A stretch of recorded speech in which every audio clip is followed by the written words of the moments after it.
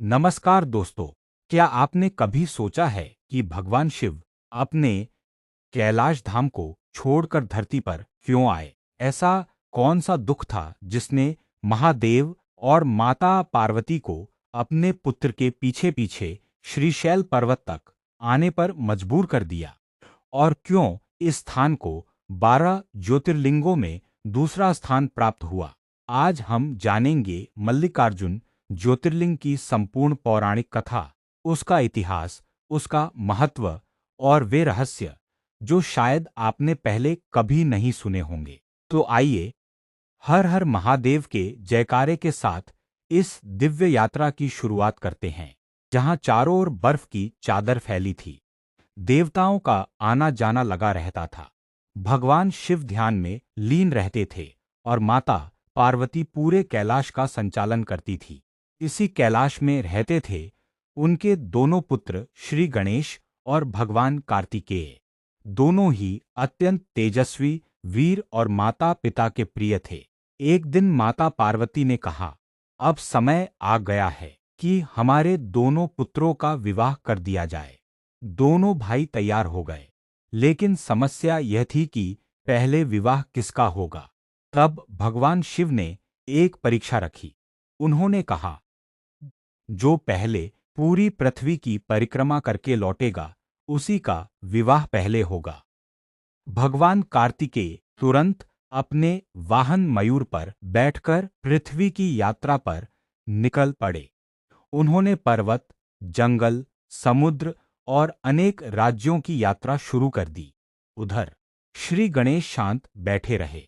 उन्होंने सोचा, मेरे माता पिता ही मेरे लिए संपूर्ण संसार हैं। उन्होंने शिव और पार्वती की 7 बार परिक्रमा की। भगवान शिव मुस्कुराए। उन्होंने कहा, जिसने माता पिता की परिक्रमा की, उसने पूरे संसार की परिक्रमा कर ली। यही धर्म का सबसे बड़ा सत्य है। श्री गणेश को विजेता घोषित किया गया। उनका विवाह सिद्धि और बुद्धि से संपन्न हुआ। कुछ समय बाद उनके 2 पुत्र क्षेम और लाभ भी हुए।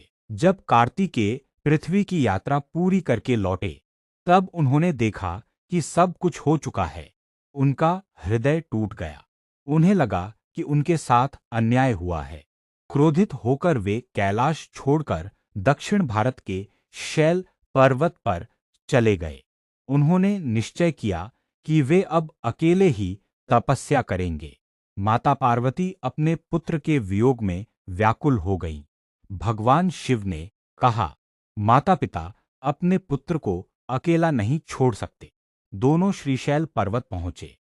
उन्होंने कार्तिकेय को समझाने का प्रयास किया, लेकिन कार्तिकेय अपने निर्णय पर अडिग रहे।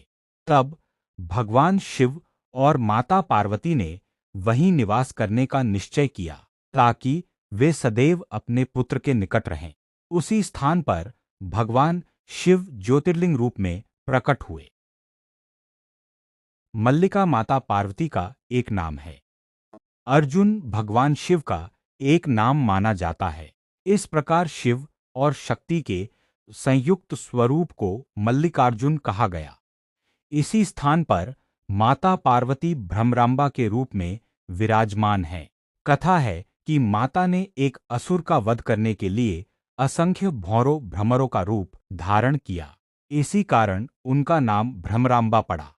श्री शैलम का यह मंदिर हजारों वर्षों से श्रद्धा का केंद्र रहा है। यहाँ शिव और शक्ति दोनों की पूजा एक साथ होती है। मान्यता है कि यहाँ सच्चे मन से की गई प्रार्थना भक्तों को साहस, शांति और आध्यात्मिक शक्ति प्रदान करती है। ऐसी धार्मिक मान्यता है कि मल्लिकार्जुन ज्योतिर्लिंग के दर्शन और पूजा से भगवान शिव तथा माता पार्वती दोनों का आशीर्वाद प्राप्त होता है और भक्त के जीवन में आध्यात्मिक उन्नति तथा पारिवारिक सुख की कामना पूरी होती है। दोस्तों, मल्लिकार्जुन ज्योतिर्लिंग केवल एक मंदिर नहीं, बल्कि माता पिता के प्रेम, त्याग और करुणा का जीवंत प्रतीक है।